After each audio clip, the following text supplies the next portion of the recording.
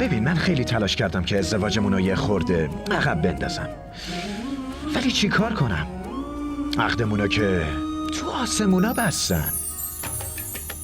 حالا که بستن نمیشه کاریش کرد، درسته؟ ویدا من بهت گفته بودم که خیلی عاشقت هستم و اون عشقی که واقعی باشه به مقصدش میرسه. تو برای همیشه مال من میشی، ولی یه قولی بهم بده که فقط منو دوست داشته باشی، تمام عمرت فقط منو،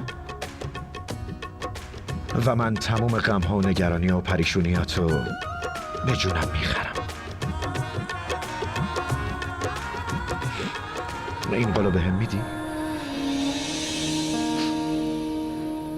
نه نه نه نه نه نه نه ویدا، نه ویدا، لطفاً گریه نکن. دیگه نباید اشکو تو چشمات ببینم. من بهت قول میدم نمیذارم چشمات اشکی بشه.